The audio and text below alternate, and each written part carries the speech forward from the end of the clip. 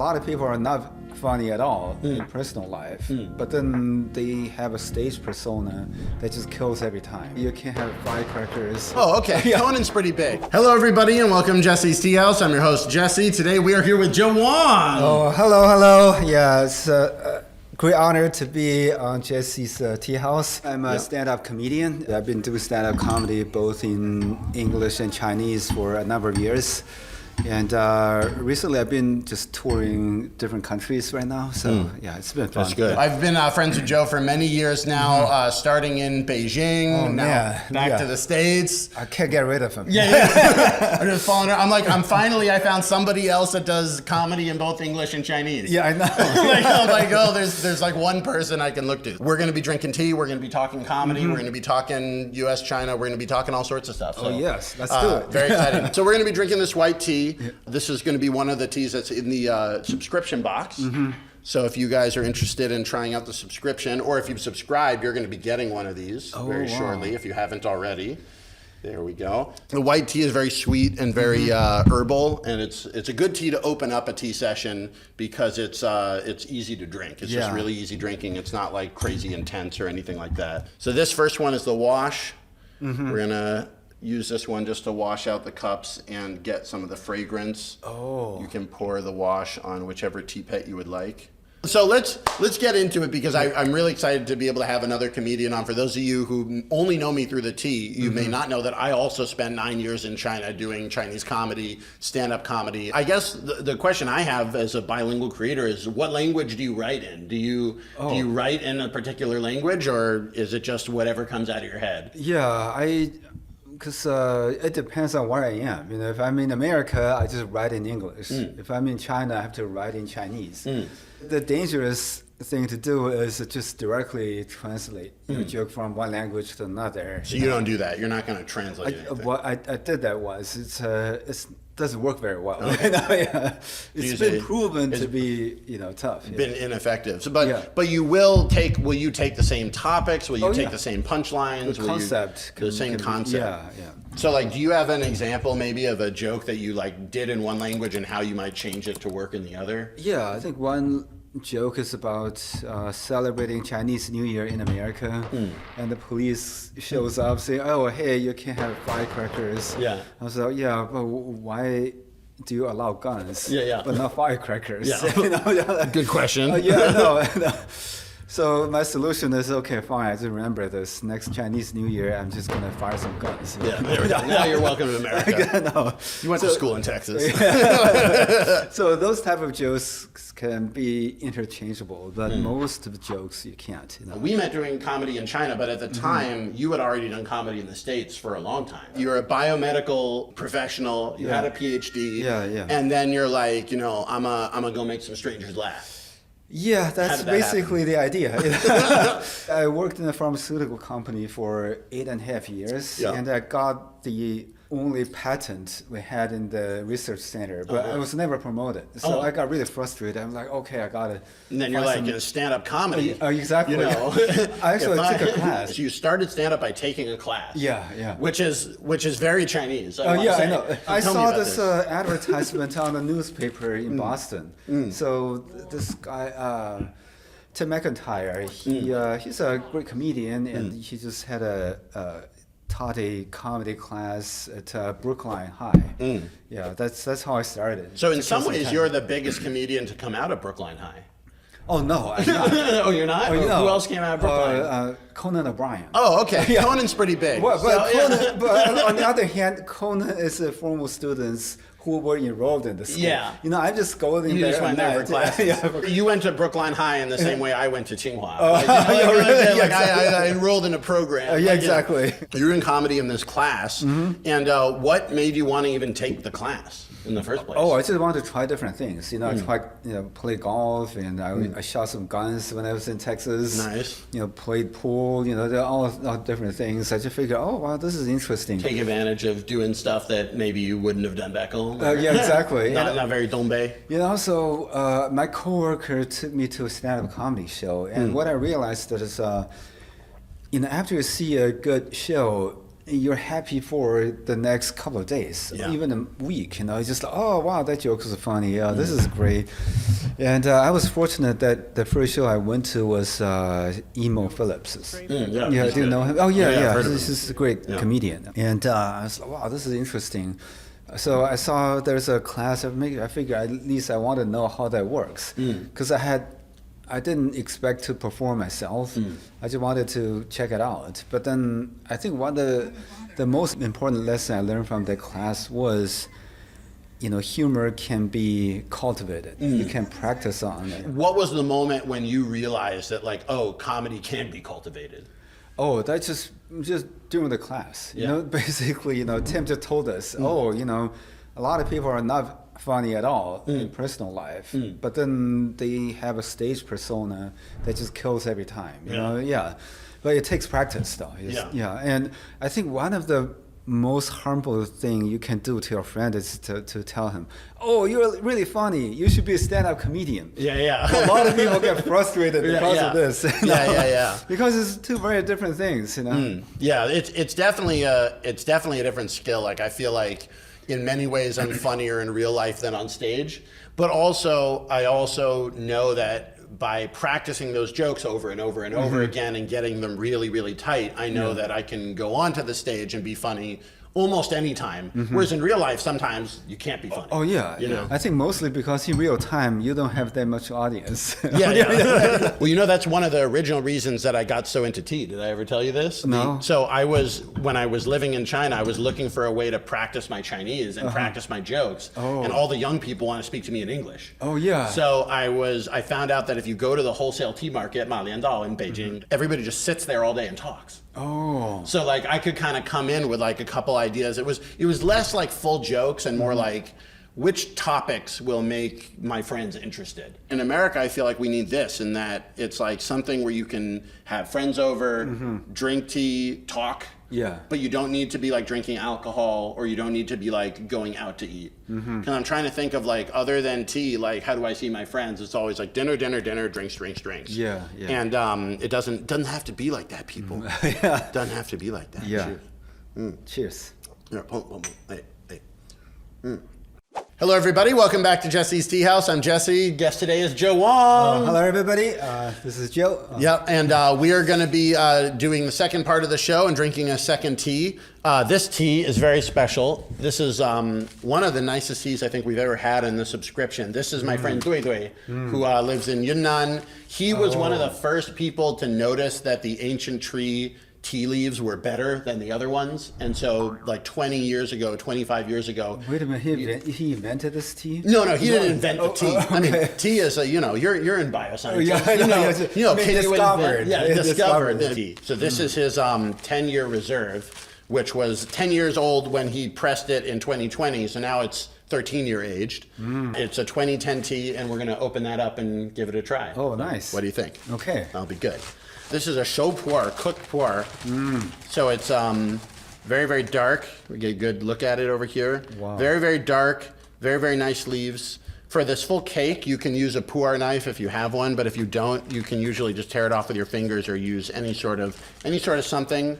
Come in there through the side, break off a piece, and there we go. We got some beautiful tea. I thought that was just screwdriver. No, it's a pu'er dao. Oh. And then put that in there. So these leaves were green or? So these originally were green. Green, okay. So they turned dark through a process that's called 卧堆发酵, so wet piling fermentation. Oh, okay. So what they do is they take the leaves. They treat them as regular tea leaves. They kind of fry them. They sun dry them. They do all the things. And then after that, they come and put them in a pile, and they ferment in the pile, and they keep turning that pile, and they turn the pile, and then you keep them in the pile for 13 years. Oh, wow. And then you take them out during a show shoot or a tea time with a friend, and you just start to enjoy. It's from Yunnan province. From Yunnan province. It's a beautiful province, by the way. I went to the tea mountain in June, which is where I saw Dui Dui and got this tea, and it's just smell that. Oh, nice. That is the pu'er cha smell, right? Yeah, so pu'er, there's sheng and shou. The sheng is where they don't do that piling, but it also ages and will get darker. So it's green when it comes out. Okay. But if you left it for a long time, it would get dark. Not quite that dark. But I only saw dark ones. I've never seen like green. 生茶，因为只有懂茶的人喝生茶。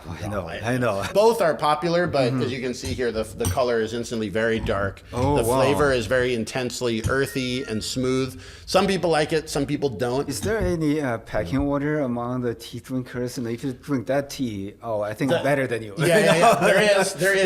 Tea snobbery, there is tea snobbery in China. It's the sheng pu'er.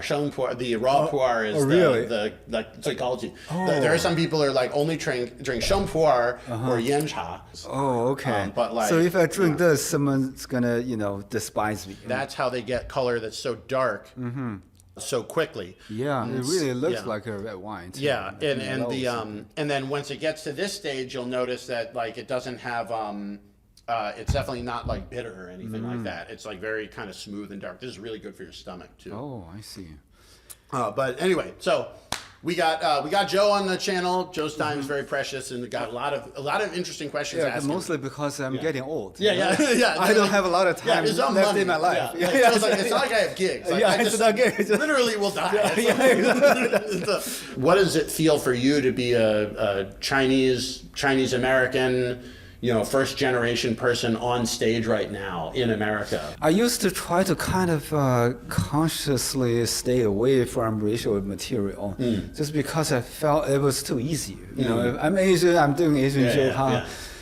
But in recent couple of years, I just realized that most Americans don't know anything about Asian American history. That's why I was trying to incorporate more into my shows. So you would proactively say what do I want the audience to know? Oh yeah. Sometimes I have to do it because I remember realizing people don't know anything about it. Then I did a show for Andrew Yang's fundraiser once.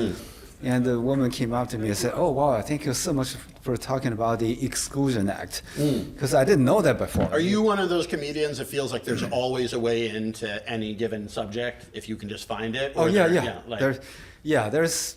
I think a lot of comedians feel that way. I haven't gotten there yet. But sooner or later, I'm gonna find a great joke about this brick. Exactly. Or like tissues or whatever it is. Exactly. It feels like if you were good enough, you could do that. Exactly. Right? It does. Yeah. How has it been an adjustment to go back from like dealing with these two identities that you have? In China, you're a Chinese person. Yeah. In America, you're a Chinese American. Do you feel like you have to change the identity you take on stage to deal with the different audiences? Well, in the beginning, but not very in a conscious way. I just go there and tell jokes, tell jokes from my own experience, and that's about it. This is always one of the things that I'm trying to figure out is like, if I have these jokes that I think are funny, how long do you fight for a joke that you really think is funny, but it's just not working? I know. It just depends on how much you're obsessed with it. Yeah. I remember I personally had jokes that didn't work for 2-3 years, and finally it works. But if you look at like Louis C.K. stuff, some of the stuff he's been doing it for like 20-30 years. He still though it doesn't work. It works. Yeah, it works. In the beginning, the concept is great, but then you just have to really knock it around and see which part is funny. And also, you develop your persona on stage gradually too. Yeah. So, if you deliver the same exact words in one way, it will work. In another way, it just doesn't. You just have to keep trying. I mean, sometimes it's even like one night it works and one night it doesn't. You thought you did it the same way.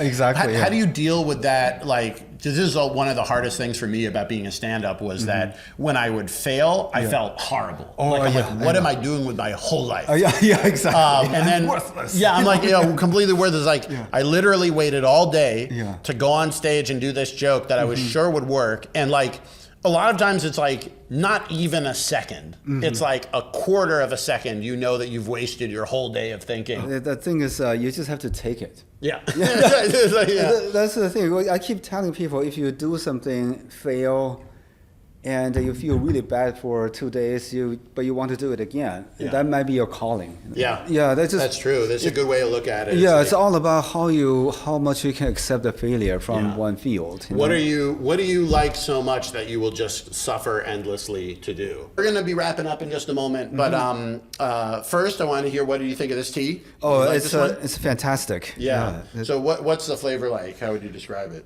Oh, I don't know. It's just different from the previous one. Yeah. We'll put that on the bag. Yeah, different from the previous one. Yeah, this is this Pu'er tea is also different from the ones I usually have in tea houses in China. Yeah.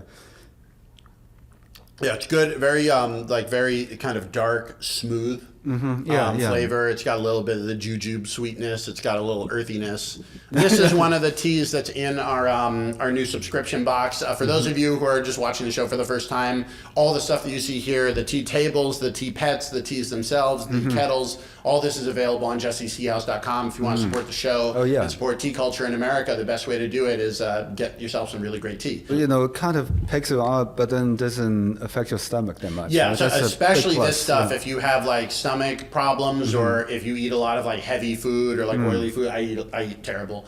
Like this is really good for calming down the stomach. Yep. And this tea and the one in the first half is also available in our subscription box. So the easiest way to get going, if you don't know what you want, every 3 months I come out with 3 new teas. I send them to you guys. There's also optional tea pets and teacups that you can choose. And I'm just trying to make the best tea club that we can in the U.S. You know, best tea club internationally. We ship over to Europe. We ship everywhere. Before we leave, though, I have a couple last like kind of lightning questions. So the goal here is like 1 or 2 sentence replies. What's the most fun place you've ever performed in? Most fun place was in Hainan province. Oh, nice. The stage is over here, the audience over there, and there's a lake in the middle. There's a lake? There's a lake in the middle. So you can't do any audience interaction? No. It was beautiful. Yeah, like horrible. Yeah, they're like, how are you doing tonight? Nothing there. Okay, what is the worst place you've ever performed? The same place. I was like, it was funny. You said like, that sounds like a great place. I'm like, that doesn't sound good to me. What would you give as advice to somebody who's just starting doing comedy for the first time? Just remember, it's normal to be nervous. It's if you're nervous, you're a normal human being. And also, second thing is, people usually can't tell when you're nervous. So you were nervous. Yeah. They don't know that. Yeah, they don't know that. Just keep doing your thing. What advice would you have for people that want to be able to create in more than one language? Oh wow! Well, just forget about the other language when you're creating it. That's the key. So making one. Yeah, you have to think in the other language. Yeah, the thing is, when I think in English, I don't have an accent at all. You know, just perfect. You know? And then on that topic, like, what advice would you have for comedians that do have an accent when they go on stage and perform? Oh yeah, just ignore the accent. You know, the critical thing is to get your ideas across. You know, that's it. So don't worry about like, how are they going to think about this? Or no, because I just remember when I performed in Ohio and talked to people there, I always feel the way they speak has something wrong with it. Then I realized, they don't have an accent. They're very neutral. Oh yeah, very neutral. Because every other state in America has an accent. Yeah. You know, if you're an immigrant or English is a second language, of course you have an accent. That's funny. So if we have Ohio fans, tell us whether you think Joe is right. Do you have the most neutral accent? Where can people follow you, and do you have anything you want to share? Oh yeah, just follow me on Instagram or TikTok or Facebook, you know, just Joe Wong Comedy or Joe Wong Stand-Up. You can find me there. Very good. And then you'll have show stuff. And then hopefully we'll be doing some more shows here in LA. Oh, I feel like now that you're here, we should really be taking advantage of it and doing more stuff. Yeah, me too. You know, I think in LA, the comedy scene is more entrepreneurial. You know, you just have to kind of set up your own stuff. You know? So that's that's what we did. Oh yeah, exactly. So congratulations, you already have a platform. Yeah, thank you again, Joe. Thanks so much for coming on. And you know, hopefully we'll if you guys like the show, if you guys like Joe, follow him on all the socials. He does shows all around the world in both English and Chinese. And if you want him back on the Tea House, put it in the comments so I can convince him to come back on later another time. Great. We'll thank you so much for having me. Great. Awesome. Thank you so much, guys. It was a great time. We're going to see you around and enjoy. All right. Bye-bye.